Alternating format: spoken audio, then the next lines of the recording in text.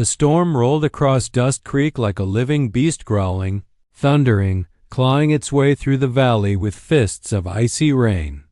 Lightning slashed open the sky, illuminating for a heartbeat the dark silhouette of a girl running barefoot down the muddy trail.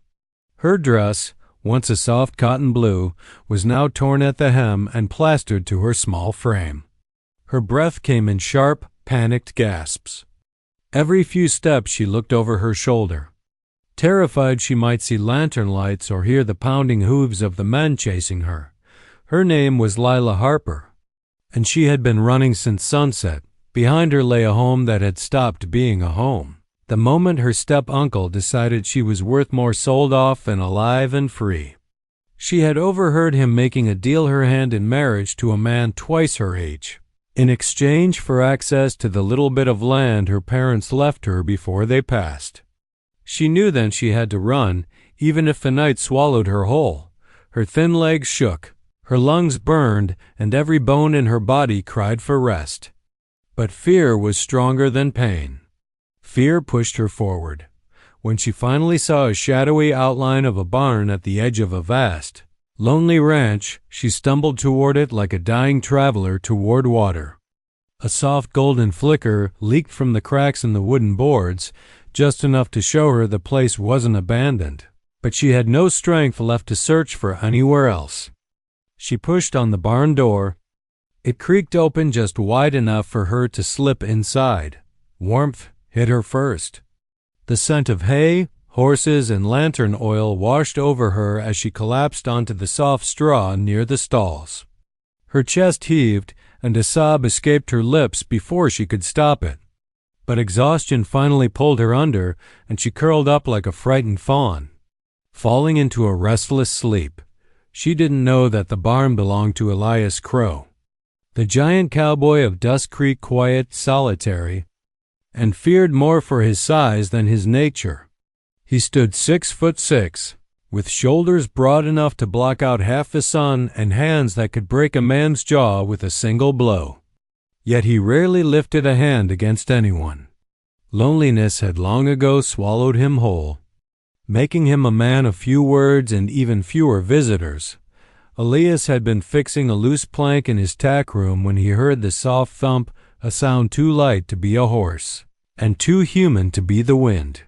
His brows drew together beneath his wide hat as he wiped his hands and reached for the lantern. The thunderstorm masked most noises, but something in the barn felt different, like a presence that wasn't supposed to be there. His heavy boots echoed on the wooden floor as he walked closer to the hayloft ladder. Halfway there, he froze, a small, trembling sound almost like a whimper filtered down. His deep voice rumbled through the barn. "Who's there?" Silence answered him. He climbed the ladder with slow, deliberate steps. When his head finally rose above the loft, the lantern light swept across a sight that made him stop mid-breath. A girl, barefoot, mud-covered, curled up like a lost creature. Her hair clung to her face, strands tangled, cheeks streaked with dried tears. For a long moment, Elias simply stared. Strangers didn't end up on his land, certainly not tiny. Broken girls running from God's no what. He lifted the lantern higher. The light made her stir. Her eyes fluttered open wide, terrified, the color of wet earth after rain. She gasped when she saw him towering there, his broad frame filling the entire space.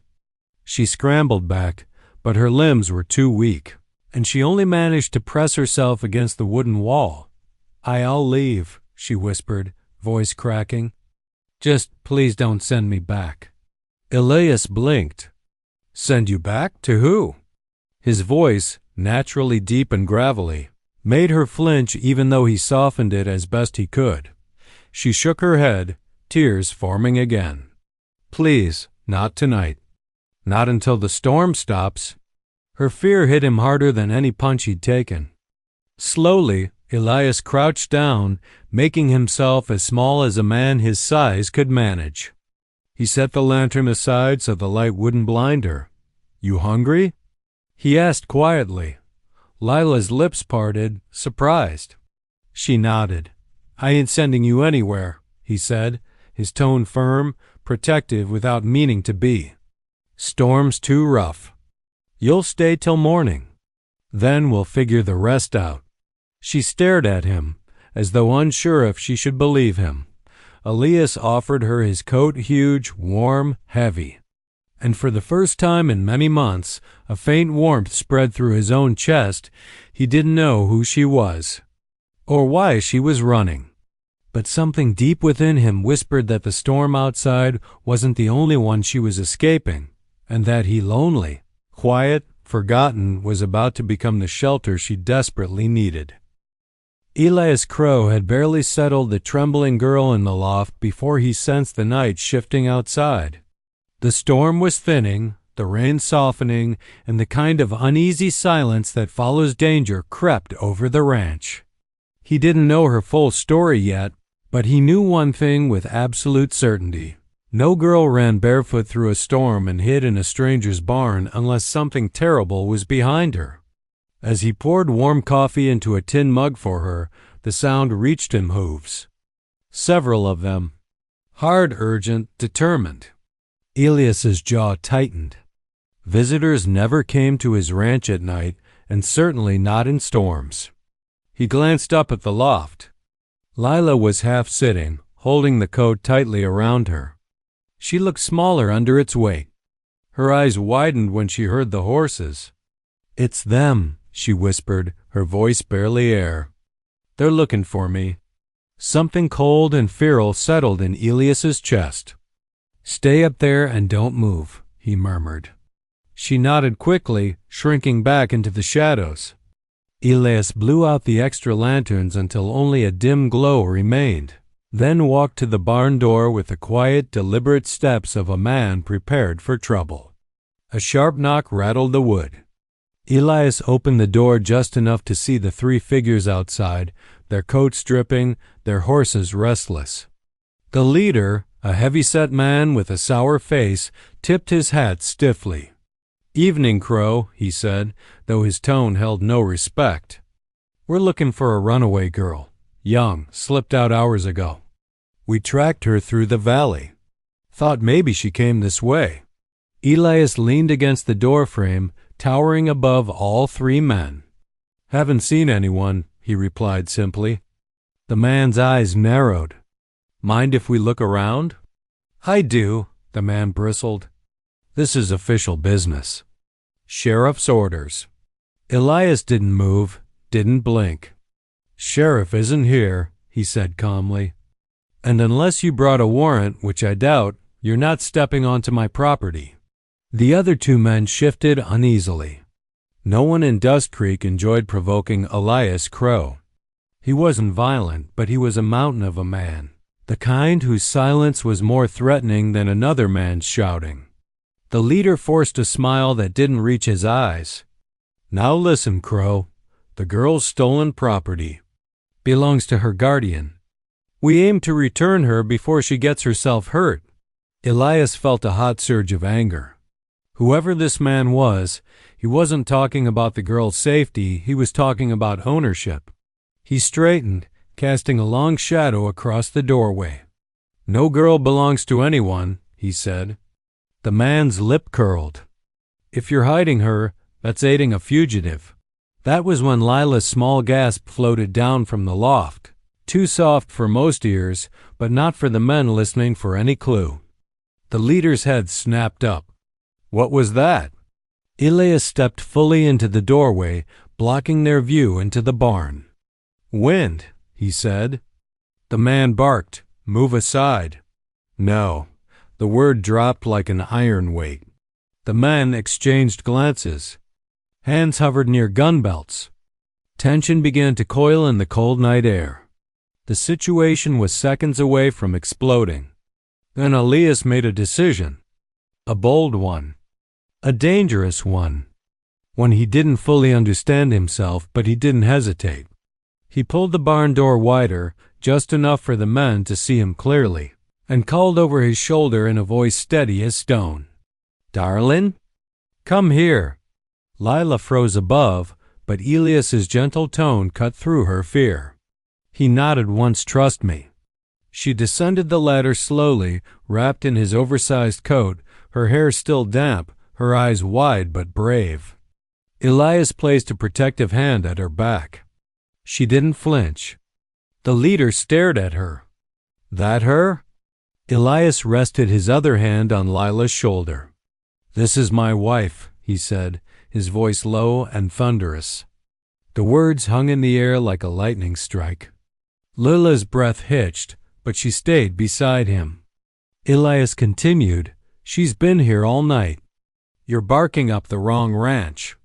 The men looked stunned. The leader's eyes darted between the massive cowboy and the thin girl pressed against him, and for the first time uncertainty flickered in his gaze. Arguing with a married couple was one thing. Accusing Elias Crow of lying was another. After a long moment, the leader spat into the mud. We'll be back, he growled. With the sheriff. You do that, Elias replied, not budging an inch. The men turned their horses and disappeared into the fading storm. Only when they were fully out of sight did Elias look down at the girl beside him. She stared up at him in disbelief, her heart pounding. He hadn't just protected her. He had claimed her, at least in words, for reasons she couldn't yet understand. Elias wasn't sure he understood them either. But he knew one thing. No one was taking her from his barn. Not tonight. Not ever, if he could help it. The moment the riders disappeared into the night, the barn seemed to exhale. The rain finally weakened to a soft patter on the roof, and the tense silence between Elias and Lila stretched like a rope pulled too tight. Lila's heart still pounded from the confrontation. Her legs shook beneath her, and she clutched at Elias's coat around her shoulders as if it were the only thing anchoring her to safety. Elias stepped away from the doorway, shutting it firmly and sliding the heavy wooden beam across it. He didn't speak at first. He stood there with his back to her, broad shoulders rising and falling with deep breaths. Lila wondered if he was angry or if she had caused him trouble he hadn't wanted. She swallowed nervously. I'm sorry, she whispered. He turned sharply. For what? For hiding here, she murmured. For bringing trouble to your home. For forcing you to lie. Elias stared at her as if she were saying something ridiculous. He walked closer, his steps slow and steady. I didn't lie, he said quietly. Not the way they think. Layla's breath hitched. She didn't understand what that meant, but she didn't dare ask. Instead, she lowered her gaze. If you want me to leave in the morning, I will. For a long moment, Elias said nothing. The lantern flickered, casting warm light across his face, softening the hard edges carved by years of solitude. He took a deep breath and shook his head. You're not going anywhere. Not until I know what you're running from, and not until I know those men won't come back for you. She blinked, tears threatening again. They will come back, she whispered. They never give up. Elias didn't flinch. Then they'll have a harder time next round. He said it so simply, as if protecting her was as natural as breathing. The kindness in his voice broke whatever fragile wall she had been holding up. She sank onto a bale of hay, her body trembling with exhaustion and fear. Elias crouched beside her, keeping a respectful distance. Start from the beginning, he said gently. Tell me why those men want you. Her hands twisted in the fabric of his coat. My step-uncle, she began. He took over our land after my parents died. He said he was my guardian, but all he ever cared about was what he could get from the property. A few months ago he told me he'd found me a husband. A man with money. A man who would pay him in return for the land rights my parents left to me. Elias's expression darkened. You're telling me he tried to sell you? She nodded miserably. I refused. He locked me in my room and said the wedding would happen whether I wanted it or not. Tonight I heard him tell his men I'd be delivered by morning. So I climbed out the window and ran. She looked up at him with frightened eyes. I don't want to go back. Not ever. Elias inhaled slowly, steadying the anger rising through him. You're safe here, he said. They won't touch you. She wiped her eyes. But now the whole town will think I'm your wife. You'll get in trouble. Elias sat back on his heels. Let me make something clear. I called you my wife because it kept them from dragging you out of here. But we won't pretend anything unless we have to. Tomorrow we'll figure out how to keep the law from siding with your uncle. Lila hesitated. If the sheriff comes, he might force you to hand me over. Elias shook his head. Sheriff can try, but I'm not giving you to a man who sees you as property. He paused then, his voice deepening. Still, there's something you should know. People in Dust Creek talk. They'll believe what they already saw. If your uncle returns with more men, they'll expect to see a married woman here. A woman who belongs. Lila froze. Elias cleared his throat, looking slightly uncomfortable. What I'm saying is, if the situation gets worse, we may need to keep up the story. Only until we find a way to protect you legally. She stared at him. You do that for me? Elias rubbed the back of his neck. Doesn't sit right with me to leave anyone helpless. Especially not you. A warm shiver ran through her. She didn't understand it, but she felt safe near him. Safer than she had ever felt in her life. She looked down at her hands. I can help here, she offered quietly. I can cook, mend things, work around the ranch. I don't want to be a burden. Elias studied her for a long moment, then nodded. If you stay, you help. That's fair. He stood and extended a hand to her. She hesitated before placing her small trembling hand in his much larger one. He pulled her gently to her feet. We'll get through this, he said. Both of us. And for the first time since running into the storm, Lila believed it. The next morning arrived quietly, with pale gold sunlight slipping through the cracks of the barn walls. The storm had passed, leaving behind a smell of wet earth and the soft sounds of horses shifting in their stalls. Lila awoke to the scent of fresh bread and something cooking. For the first time in days, her body didn't jerk awake in fear.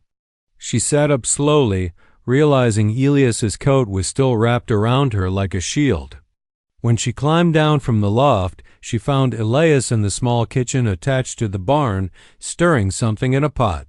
He looked almost too large for the room, his back broad, shoulders tense, but his movements were surprisingly gentle. When he noticed her, he gave a small nod.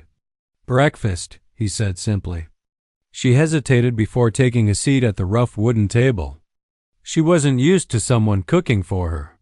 Elias placed a warm bowl in front of her and sat across from her, hands folded loosely. They ate in silence, but it wasn't uncomfortable. It felt like two people circling around a truth neither had spoken yet. After a while, Elias cleared his throat. I'm heading into town later, he said. Need supplies. Need to hear if your uncle stirred up trouble with the sheriff. Lila stiffened. I can hide here, she said quickly. I won't cause trouble. Elias shook his head. You're not trouble. He paused, then added, and I won't be gone long. She looked at him closely. His face was unreadable, carved from years of hiding emotions, yet kindness lived beneath the rough edges. When he finished eating, he motioned toward the barn. Come, I'll show you what needs doing if you want to help. Lila followed him, surprising herself with how natural it felt to walk beside him. He showed her how to feed the horses, how to refresh their water, how to brush their coats. She listened carefully, eager to be useful. As she worked, Elias watched her with quiet curiosity.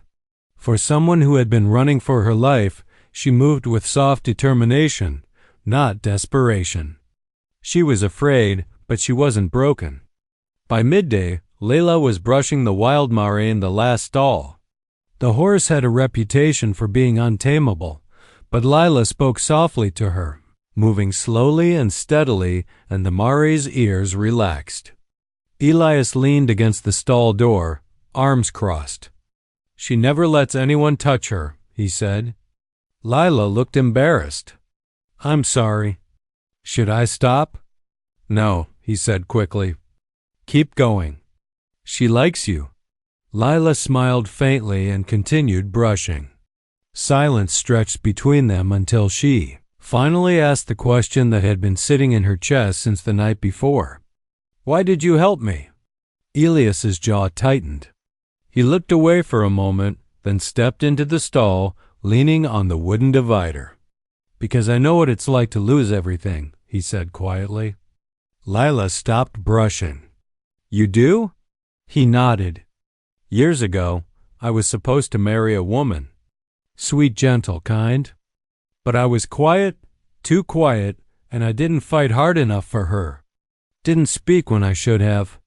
Another man came along, charming and bold. She chose him. And I let her. Didn't think I deserved someone like her." Lila stared at him. She had never imagined this giant cowboy carrying such a wound. Elias continued. "After that, I kept to myself. Folks think I like being alone. Truth is, I just got used to it. Easier that way." Lila took a slow breath. "You're not frightening," she said softly. "Not to me." His eyes flicked up, surprised, almost grateful. She added, "Last night, when you stood in front of them, I've never felt safer." The words slid out before she could stop them, and her cheeks flushed. Elias looked away again, but not before she saw a flicker of emotion cross his face, something tender, something afraid to surface. He stepped closer, his voice steady. "Your uncle won't decide your future. Not while you're under my roof." Layla swallowed. "But why go so far as to call me your wife?" Elias met her eyes. "Because men like him only understand ownership. They wouldn't question a husband defending what's his. And you needed protection in that moment." She nodded slowly, understanding but feeling something deeper stir inside her. "Thank you," she whispered. "For everything." He exhaled. "This isn't charity, Lila. You're working, helping. And until we solve this, we're a team." The simple word team warmed her more than the coat had. For the first time since running away, she didn't feel alone. Elias turned toward the barn doors. "I'll head into town soon. If anyone comes asking, stay quiet and stay inside." She nodded. "I'll be careful." He paused before leaving, studying her for a long heartbeat. "You're safe here," he said again, as if he needed her to believe it. Lila watched him go, feeling something new settle in her chest. Trust, hope, and maybe the beginning of belonging. Elias returned from town late in the afternoon, his boots muddy, his hat damp with lingering mist, and his jaw set tight in a way that told Lila everything even before he spoke. She had been waiting in the barn doorway, hands folded, trying to keep her fear from twisting into panic. When he saw her, he didn't speak at first. He simply walked past her into the barn, making sure the horses were calm, that everything was in order. Only then did he face her. "Your uncle went to the sheriff," Elias said. "Told him you were kidnapped." Lila felt the air sucked from her lungs. "Kidnapped? But I ran away." "He's spinning it as if you were taken in the night by force," Elias replied. "And he claims he has legal guardianship, so the sheriff is listening." Lila wrapped her arms around herself, shaking. "Does that mean they'll arrest you?" Elias shook his head. "Not yet. But they're coming. Sheriff, your uncle, his men. All of them." Her knees nearly gave out, but Elias gently steadied her with one large hand. "Lila, look at me," he said softly. She lifted her eyes, terrified. "You did nothing wrong," he continued.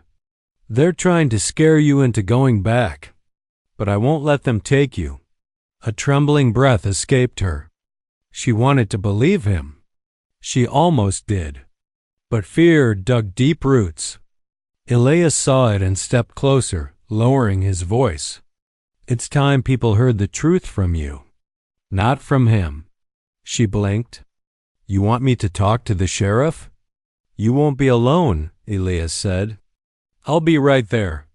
Before she could respond, the distant thunder of hooves echoed across the ranch. Elias stiffened. Leila's pulse raced. They're early, he muttered. Get behind me. Riders came into view, 5 men, the sheriff among them, and her step-uncle at the front wearing a smug expression.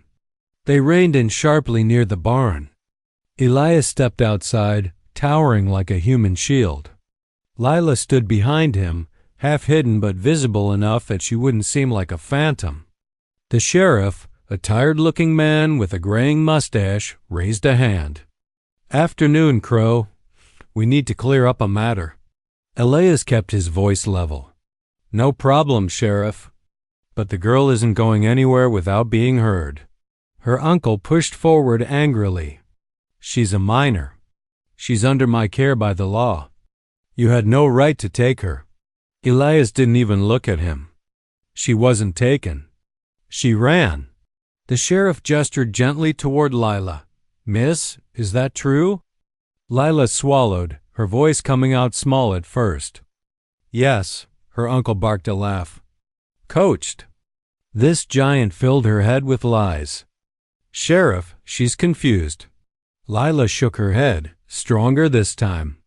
I'm not confused. I ran because he's trying to force me into marriage with a stranger. He forged papers and told me I belonged to him. The sheriff's brows drew together. Is that true? She's lying. Her uncle snapped. Ungrateful little brat. She's not lying, Elias cut in sharply, stepping forward. And if you speak to her like that again, I'll teach you some manners. The sheriff raised a warning hand. Everybody calm down. Leila stepped out from behind Elias, her hands trembling but her chin lifted. Sheriff, he locked me in my room. He told men I was property he could trade for land deals. He threatened me. That's why I ran. Her uncle tried to interrupt, but the sheriff glared him into silence. Do you have proof? Leila reached into the pocket of Elias's coat and pulled out a folded piece of paper she had found before fleeing, a contract with her forged signature promising marriage in exchange for land rights. The sheriff took it, studied it, and stiffened. This is illegal, he said. The uncle's face drained of color. Now hold on. No, the sheriff cut him off. You'll hold on. He turned to his deputy. Take him into custody. He'll answer for this. The deputy grabbed Leila's uncle, who shouted and struggled, but there was no escape. When he was finally restrained, Leila let out a shaky breath she didn't know she'd been holding for days. The sheriff looked at her gently. You're free to choose where you stay now, Miss Harper. Nobody's forcing you anywhere. She glanced at Elias. His eyes held hers, steady and warm. I want to stay with Elias, she said quietly. If he'll have me. The sheriff nodded. That's your right. When the riders left, the ranch fell deeply silent. Leila turned to Elias, nervous now that the danger was gone. I suppose I should pack my things, so I'm not in your way anymore. Elias looked stunned, then stepped closer, his voice rough with emotion. Leila, you're not in my way. She blinked. He swallowed. I don't want you to leave. The truth in his voice wrapped around her like a shelter she had never known. And for the first time in her life, she felt not just safe but chosen. Morning sunlight spilled across the valley, turning the dew on the grass into a field of tiny sparks. Annabelle stood on the porch of the farmhouse, her hands clasped around a cup of warm coffee she didn't quite drink. Inside, Caleb moved quietly, feeding the fire, checking the barn, trying not to disturb her. The man was cautious now, as if afraid any loud sound could shatter the fragile safety they had built together. The threat from the men who pursued her still lingered in the air, but for the first time since she had arrived, the ranch felt calm. Annabelle knew she could not keep hiding forever. Caleb had risked everything when he told the lawmen she was his wife. He had stood between her and danger like a mountain refusing to move. She could never forget the look in his eyes that night when he held her behind him, large and steady, his hand lightly touching her elbow to reassure her. It was the first time she ever felt truly protected. Now she faced a choice that would decide the course of her entire life. Caleb joined her at the porch quietly. His footsteps were heavy but gentle, a contradiction that suited him well. "You didn't sleep much," he said. It wasn't a question. He could read her easily now. She set the cup down and nodded. "I was thinking," she said. Caleb waited. He never pushed her. That was one of the reasons she trusted him more than anyone she had met. She took a breath and told him the truth she had held tightly inside. "I don't think I can go back to anything I knew before. Not to that town, not to those people, not to that life." Caleb remained still, eyes searching hers, waiting for the rest. "I don't belong anywhere," she whispered. Caleb shook his head slowly. "You belong somewhere," he said, voice steady. "Everyone does."